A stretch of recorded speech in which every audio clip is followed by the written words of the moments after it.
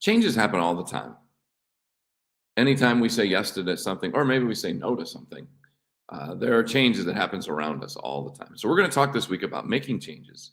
And today, we're going to discuss those ones that you actually intentionally make, those self-induced changes. All that and more coming up on episode 835 of today's Antidote. Stay tuned for today's Antidote, brought to you by the Renegade Success Network. Today's Antidote features a healthy dose of thought-provoking insights and information for business owners, entrepreneurs, leaders, and nonprofit professionals. Each day since March of 2020, this program has offered that one thing to help you continue on your own unique pathway to success. And now, Renegades, we bring you Bob Graham and Tom Brush. Good morning, Tom. Good morning, Bob. How are you today? I'm good. How are you? I'm doing well, thanks. Did I throw you a little when I went out of the screen for a second? I didn't notice that. Oh, I went to turn on my fan. And I disappeared like with 10 seconds ago. And I thought you might be worried that I was disappearing for good. No, I didn't even notice that you had disappeared. Sorry. Okay. Oh, you're talking softly because you're in an undisclosed location, aren't you? No, maybe because it's just Monday morning. Okay. Hey, Monday's the best day of the week. Think of all the possibilities. Think of all the great things that can happen today. So are you judging your week, your days of the week? That you think Mondays is the best? No, I just think Monday is a great day. Tuesday's a great day. What do I say? Go out and make it have a great Monday, have a great Tuesday, have a great one. Every day I say how great it is. They're all great days. Okay. It's fair, I guess. So shall we get started? Because I love this topic. Oh, really? I do. Okay. Do you want to do the welcome and intro? No. I think you know, go for it. Because I don't do it as well as you do. You know what I'm going to say to that, don't you? I do it differently. There you want you me go. to take a stab at it? I'll take a stab at it. Sure. Hey, good morning, everyone. Welcome to today's Antidote. That's Tom. I'm Bob. If you're listening to the audio, Tom's got the good voice, the radio voice. I've got more of the voice that's perfect for, I don't know, lawn darts, for instance. At any rate, this is today's Antidote, where we take a topic and we talk about it over the course of the week. This week's topic is making changes, and we're going to talk about various aspects of that. And over the course of the week, we would love for you to join in the discussion. There's a real easy way to do that. You just comment. It's simple. You just type a couple words. If you're on your phone, you use a little thing with your fingers. You can use your thumbs. If you're really good, you use both thumbs. If you're young, you use both thumbs. And you can be, I don't know, driving. I don't recommend it. You could be eating your breakfast. I don't recommend that either. But you know what I mean. If you're listening to the podcast, hey, sad state of affairs, you cannot be commenting in real time. However, I'd like to give you Tom's personal cell phone number so that you can comment in real time. No, I'm kidding. That would be fun now. We should get a number so you could comment to a cell phone. That would be a really good idea. See, Monday morning idea. Anyway, if you're on the podcast, hey, just write your comments in a simple location. It's called the Facebook group Ring of Renegades. Ring of Renegades. We've got 1,300 entrepreneurs, self-professed leaders, people trying to figure out their own unique pathway to success right there every day, just waiting to hear what you have to say. Because what you say there or what you say in the comments here could change someone's life. Really. Because you might say something that they've heard 100 times. I don't know, from their mother, their father, their girlfriend, their boyfriend, their significant other. And then suddenly you could be the person that, poof, you say it in a way that they go, oh, that's what it is. And I can tell you that's happened to me more than once, Tom, much to the chagrin of those that said it in the early phase, I'll even add. But that's the opportunity that we make available to you. And while all that's going on, Tom and I are going to talk about a topic, and today it's making changes and self-induced changes, which is great idea. I'm still getting over the word self-induced, but we'll work through that. And as we start each program, we like to start. Man, I don't know what the words are not coming out very well today. I got to slow down, deep breaths, in with the good air, out with the bad. This morning, we start every morning with celebrations. So, Tom, to break the tradition, why don't you tell us why we celebrate and what you're celebrating this fine Monday morning? And yes, I used an adjective, and you can't stop me because I'm running the show today. Fair enough.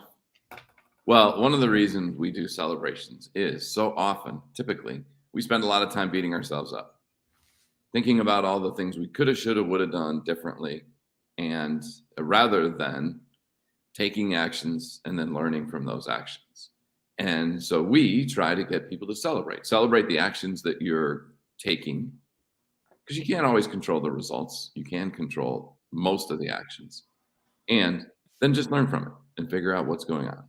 And it also helps you change your mindset a little bit. So you're thinking a little bit differently about something that has had an impact on you, and that you can then identify other things and think about how you can figure out how to move forward rather than end up staying stuck, uncertain, frustrated, or a little unconfident. So that's why we celebrate. My celebration today is that I get to spend some time with my parents. I was planning to do it last week. Didn't quite work out the way I had hoped. And now I'm going to be able to spend a couple of days with them. And I get to see my mom on Mother's Day, which was nice. And now I get to spend some time with them over the next couple of days. So I'll be coming awesome. to you from the great state. Go ahead. Great state of chaos, confusion.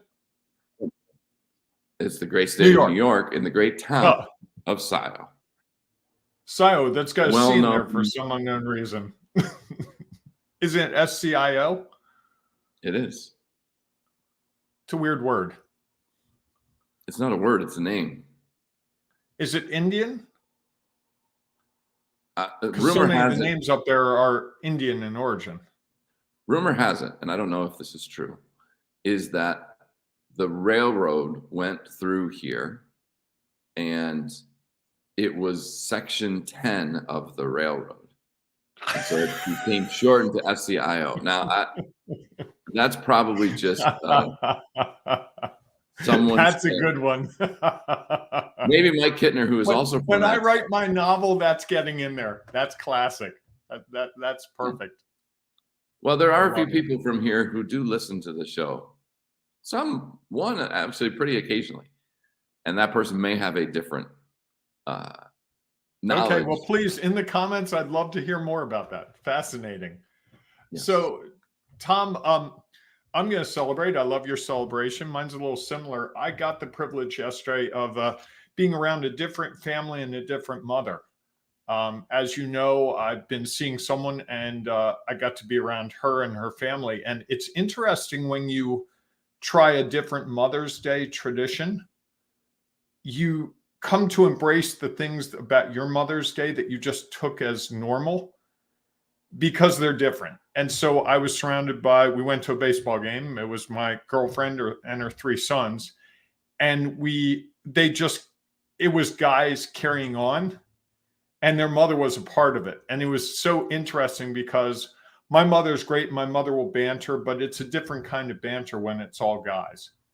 And then we had dinner, and there was more joking around, and it was just a very nice day. And I also on Saturday got to celebrate my mother as well. She and I went to lunch and had a really lovely lunch. And she came back to my lovely penthouse apartment, met my cat, and my cat jumped on her a couple times. So it was the perfect weekend. Yes, I said perfect, I know. And I see Missy's got a comment. Missy says it was founded by a Minuteman in the American Revolution. Is that Scioto? I guess. I'm curious how Missy knows that. I know she has some upstate New York roots. Okay. But I'm curious how she knows that. Interesting. Interesting. She says yes. There you go. So, okay. Thank you for interesting. I'm fascinated by the name. Like there's a river in Virginia I can't remember the name of it, but it's in, I think, a John Grisham novel. And it turns out it's the name of the river is the three names of the rivers or the streams that come into it. Missy adds that she's a wealth of useless knowledge. No, it's not useless. It's been called into need today. Thank you, Missy. See, you solved a riddle. I wouldn't have gotten through the day. And it looks like I might have lost Tom here for a second. So while I figure out what happened to Tom, I'm going to move to our topic. Our topic this week is about making changes. And today we're talking about self-induced changes. And that word self-induced is one that, you're back. You disappeared on us. I don't know what happened there. I moved from Missy to back to our topic. We're talking about self-induced changes. And Tom, do you want to tackle what that means to you and get this discussion rolling? Sure. Well, I think as I mentioned in the opening, there's a lot of changes that happen around us. Again, some that we control, some that we don't. And I think self-induced is those that we intentionally decide to do. Most of this calendar year, we've been talking about taking steps, and all the things that go into that. Last week we talked about making a commitment after we talked for a couple of weeks about decision making, really getting a yes, saying no, and how to deal with all of those things. And I think that once you make a commitment, like we talked about last week, you then have to likely make some changes, because if you're making a commitment to something new, you don't have the same time. You have different things that you're focused on. And so that's actually a change that you intentionally made. Maybe that's the word I could have said, is intentional. Because I know you're struggling with self-induced, although really we did do it ourselves. And I think that those are ones that we then have to figure out, okay, how does this now fit into my routine? Or how do I create a new routine? Because I was intentional about doing this.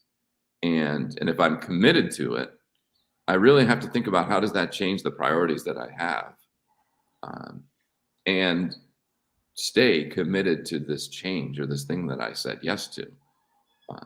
It also could be if I said no to it. Like, okay, if I was thinking about it and thought it might have value, and then I decided to say no, what else am I going to do differently? Or am I just going to keep doing the same thing? And I think so often we are more comfortable doing what we have always done, rather than figuring out, okay, I decided I want to make a change. How do I now incorporate this so that it does become a little more permanent part of my actions? I like that. I'm going to go in a different direction, if I may. It's your show today, so go for There it. you go. There you go. One day out of 830 some. No, I'm going to take it. No, I'm messing with you. I'm going to take it in a little different direction, in the sense that I think self-induced changes are that we make one change and it usually leads to other changes, because we can't do it in a vacuum. So for instance, if you and I change this program to start at 10 a.m. Eastern time instead of 7-ish, there would be changes. There'd be changes in your schedule. There'd be changes in my schedule. There'd be different people probably listening and watching it live. It might take a different flavor. And all those things are a result of a very simple decision that we made that one action. And I think so often we make a change and we don't recognize the repercussions of that change on the whole ecosystem that we're in, right? Because we can't do it in a vacuum. And I think often what we do is we make one change and we expect everything else to stay the same. And it really is, we've created that one change, and then it's kind of a cascading effect. It can be a cascading effect in a great way. It can be a cascading effect in a not great way, but it also affects the people around us. If I said, look, Tom, I'm only going to be able to do these programs Monday and Thursday, that would have an effect on you, me, the people that participate in the program, a whole bunch of other things. And so I think when I see the idea of self-induced, we often just think of that one discrete decision. Okay, I'm going to, I don't know, what's the easiest thing? I'm going to change banks. Okay, great. That's not a big decision in the scheme of things, except change banks. I have to change all the links to the banks. I have to get a new debit card. I need to get new checks if I'm using checks. I need to tell people I need to remember to use a different credit card. I need to go to the different bank when I make a deposit. they have a 3-day policy. The other bank had a 2-day policy. And it's all these things that I don't think we think of when we're thinking about decisions we make. Because I know I get caught up in that many times where it's like, I didn't realize the repercussions of the decision, both really great repercussions and then not so great. And I think that to me is the whole idea of, well, I've worked with clients where it's like, well, you made that change. Of course it's going to affect these things. And we don't often see that. And I think especially the people aspects, right? You know, you're the owner and you decide that you want to open your store at 9, not 8. And you're going to be open until 5, not 4. And you go, well, I'm the owner, I can do what I want. But you have 4 employees and those employees have schedules and they have childcare and they have, you know, bus routes and all these other things that they're trying to manage. And so your simple decision affects you in ways because then you have an employee who says, I can't work with you anymore. And I think that's the part that as I get, I think, older and more mature, I start to think of the spider web of implications of the changes I make knowingly, and also the changes that get made around me that lead to shifts in things. You know, even as simple as I have a client who changed jobs and he asked me to send him an email to his work to remind him about an appointment. I don't have his work email. And that's a really simple thing, except I sent it to his old work twice. He hasn't responded. So the confirmation of the appointment isn't handled that's so microscopic in the scheme of things. But you add 10 of those a day because we're always changing and it starts to magnify. And then you have 50 of those a week, right? Well, like you said, you know, every time we make a change, it has other impacts, and that other impact then, and vice versa, which I think we'll talk a little bit tomorrow, is when others make changes, that has an impact on us as well. And so there's almost this constant flow of change that we have to figure out, how do we manage and how do we try to address, even though oftentimes we aren't able to because we don't necessarily even know that they are coming until they arrive. And I think that is one of the biggest challenging things about change, is how it can lead to uncertainty and how you can start to feel like, wow, I made this, what I thought was this one little shift, and it's had all these repercussions that I didn't consider. And I think what ends up happening is sometimes because of the results that we get from the changes that we make, rather than just seeing them as feedback, we think like, oh, I don't like these results, the impact that it's having on me. I'd rather go back to the way it was, because I sort of knew and understood and had figured out how to deal with those things. You know, like you talked about changing the time of the show. If we went to 10 o'clock and we started to think about it, and then we're like, well, you know, it's harder to schedule clients, and this is the other impact of things, and whatever, you know, I might have at some point a game. And so that's another thing we have to factor into it. And at some point we might be, rather than just saying, okay, this is a part of making a decision and remembering why we made the decision, why we made a commitment to this change, we go back to, well, you know, it was a whole lot easier when it was at 7 o'clock and no one else was really scheduling meetings. There wasn't a lot of other things necessarily going on. And we, I think in some ways that when we make a change, everything is going to work out the way that we expect, and that we're going to get the results that we desire. And I think that it's that expectation that really causes a lot of the lack of confidence and uncertainty around changes that we make, even if they are intentional and we are committed to them. Or the other extreme, right? Last time I made a change, you know, last time I switched credit card companies, everything was all messed up and it took forever. And we magnify the negative repercussions. And as a result, we're afraid to make any additional changes. I got stung last time and I made a really little change. So you know what? I can't change anything. It's going to be this way forever. Even though your customer may have changed, the economy might have changed, COVID might have changed. Rather than attempt some sort of change, it's easier to just be paralyzed and just say, you know what?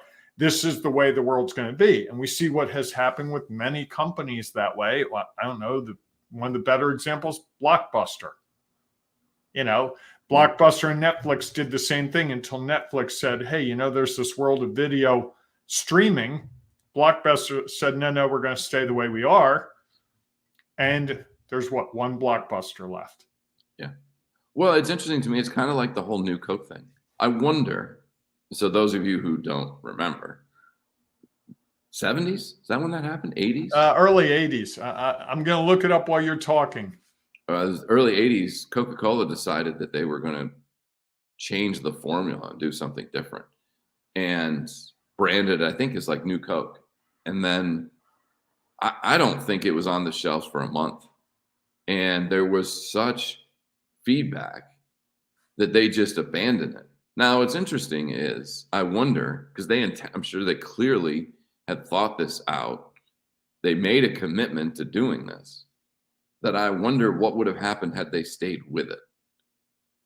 I think it's something that they quickly pulled the plug and went back to the way they'd always done things. And while I'm sure that had that seemed to be the correct change to decommit from the commitment they had made to it, I often wonder what would happen if they had stayed with it. Maybe they would have been right back where they were, just with a different audience, and how that may have impacted them at that point. Missy says, and she's right, I was just reading about it. It was April 1985. And Missy says, in direct response to the Pepsi challenge, remember they were having the blind taste test. They'd have the stands at fairs and carnivals and put Coke and Pepsi in glasses and say, which one do you prefer? And people would say, oh, I prefer Pepsi. So Coke was reeling, Pepsi was sweeter. And so Coke came out with the new Coke, and it did not go well. So, although it's interesting, she says the greatest marketing failure ever. But here we're talking about almost 40 years later. Right. It got them a lot of attention. I think that it recommitted Coke people back because they went back to the old Coke, and they were like, yeah, I may have thought that I wanted that Pepsi, and then I tried this new Coke, and I was like, no, I'd rather stay with. I'm glad they went back to the Coke that I used to love. And so maybe you got your Coke fans to even be more committed to the organization because they felt like they listened to the consumer. So it's interesting. Well, you bring up a really interesting point about that they moved very quickly to stop that campaign and what would have happened had they chosen to continue. I'd never really thought about that. And I think we do that so often. We just abandon something. I can remember when I was doing website design and development for people, new website would come out, and the first person who would look at the website and say, I can't find this because it's in a different place, the person would be like, all right, we need to go back to the old website. It's like, we can do that, but it's going to take a while for people to adjust. And I think that's one of the things we don't wait to adjust to things, as well as sometimes we don't allow our customers, because creating a new habit takes a while. If I decide to get up every morning at 5 o'clock and go out and watch the sunrise, the first morning, that's going to be tough. The second morning is going to be a little easier. Third morning, but it's going to take a couple weeks, 6-7 weeks before that becomes routine. And so often what we do is 2 weeks in, oh, this isn't working. I'm still tired. I can't get up at the right time. You know what? I'm out. And I think we do that in business all the time. I see Missy's got some more comments. They were forced to produce every new Coke and classic Coke for years. Yeah, they did have both in running. And I think that's what we do also. We kind of, instead of making a change, sometimes we just stick with both options. Sure. And I think it's the human experience, right? We generally don't like change, because where we are right now, if this Monday is just like last Monday for me, it's easier because I got through last Monday. I got through the steps. I've learned some things. I'm comfortable. But if you say to me this Monday, boy, this is going to be a completely different Monday, Bob, It's going to be all new stuff. It's kind of paralyzing. It's kind of like, now I'm uncertain, even though the reality is every single day we have uncertainty. I don't know at 7:59 or 6:59 if you're going to be on the program. I don't know if your internet's going to work. You don't know if I'm going to be here. We assume because we have 800 days of doing this, but there's a day where that might not happen for a variety of reasons. Sure. No doubt. And I don't think we think about that. We tend to just think everything's going to be the same, and we cling to what we know. And as a result, the whole idea of making change becomes more difficult for us. Hence, we get paralyzed and uncertain. So what's your one thing this morning, Tom? So when I think about, self-induced change and making the change, it just fascinates me how quickly we can move away from a commitment that we make. And if we look at it as a commitment, and I think the Coke thing New Coke thing is an interesting concept. And given the fact that results change over time, I'm fascinated to think about what might have happened had they stuck with New Coke and where it might have been. I mean, yeah, maybe they didn't have the results they wanted in the first month or two. Doesn't necessarily mean that they would get different results as time went by. People would adjust and get used to the new taste. And whilst they might lose some customers because they didn't like it, likely they would gain others who actually enjoyed the new product. And I think that's it's a fascinating thing that I think sometimes we make up that if we go back to what we've always done, things are going to be different. Mm-hmm. And I think that considering that when you make a commitment to change, as we talked about before, is picking out a timeline by which you're going to do it and not just overreact to the immediate feedback reaction that you get. I think that's one of the things that you and I have been working on, even with our own stuff, about setting milestone check-ins on things that we've been doing. And that's been really powerful for me. And I was thinking, Tom, as you were talking about New Coke, we're seeing one of these changes go on with Netflix right now, in that Netflix is starting to clamp down on people. So you can't just give your password to 6 people and have them use your Netflix account. They're starting to charge for that second and third person. And there's some kickback on that because they're families. I know some college kids who use their parents' account, and now it's going to cost them extra, or they're going to have their own account. And that's caused some blowback to Netflix over the last couple months, and that will continue. So there's a real life example just to look at. I think my one thing this morning is the idea that we are constantly making change. Whether we choose it or it gets chosen for us, change is inevitable. Every single day there's going to be change. So it's more not so much about not reacting to it, but becoming better at reacting to it. And I think that's one of the things I've really worked on over the last couple of years, is being better adept at reacting to the changes and not making knee-jerk reactions and not waiting too long, but really trying to get to that place. I guess we lost Tom this morning. I guess he had more important things to do. So with that, folks, really appreciate you being here. Thank you, Missy, for your comments. Appreciate the history lesson and your insights on the Coke, the New Coke. And folks, we are doing this every weekday morning. Tom and I, we talk about issues that are going around in the world of business. We're talking about the things that help, hopefully, you to look at the day a little differently. Someone I was talking to last week said that they love the program because even though the topic might not directly relate to what they're doing that day, it's something that they can take away, a little nugget that they can use going forward. So if you have a comment, like we said earlier, feel free to put your comment in the chat. We always look for your comments. If you would prefer, or if you're watching the podcast, hey, go to that place called the Facebook group Ring of Renegades. Join the group. You can put your comments there. You're going to find 1,300 like-minded people out there trying to figure out how to make their way, their own unique pathway towards success.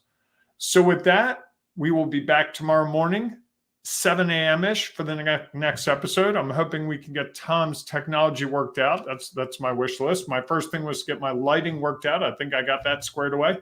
And at the rate I'm going to be buying Tom a Mac computer by the end of the day if I can't get him to start moving on that. I've walked him through as best I can, but we'll see. So we're going to work on making a change in Tom over the next 24 hours. If you'd like to see Tom make a change in his technology, please put a comment in the chat, and maybe that will move him along. I'm in an undisclosed location, so it's a little out of my control. Now wait, you're in Scio, New York. There are what, 6 people in Scio? I mean, I could go door to door and probably find you in about 3 minutes, right? 690 people. And unlike Baltimore, where everybody is contained in a very small area, we are not. People probably have 690 people within, I don't know, 100 yards of me. That's what I'm saying. The difference is that here they're more spread out. Okay. You would struggle to find me if you just drove and tried to figure it out.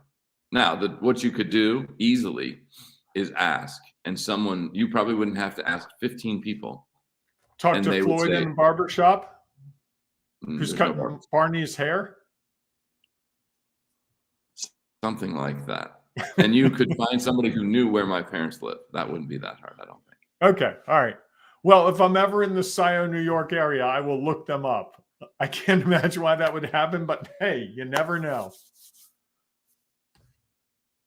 So, Tom, anything else to say, or it looks like you're freezing yet again? I'm going to take that as a no. Folks, enjoy the day.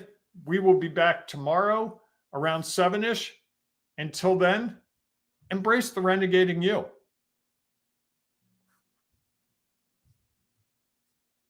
Yes, please do that. How you doing, Bob? Running the show. Do you know where the closing video is? I don't know how to do that. I can't do everything. I don't have the technology. You have it. You just haven't learned how to use it all. That's okay. Here we go. I got it for you. Thanks for listening to today's Antidote, powered by the Renegade Success Network. The Renegade Success Network helps you confidently create your own unique pathway to success. To learn more about the Renegade Success Network and how you can take your next step, follow us on Twitter, connect on LinkedIn, or join the Ring of Renegades Facebook group. For full details on how you can join our community, go to renegadesuccessnetwork.com. Embrace the renegade in you.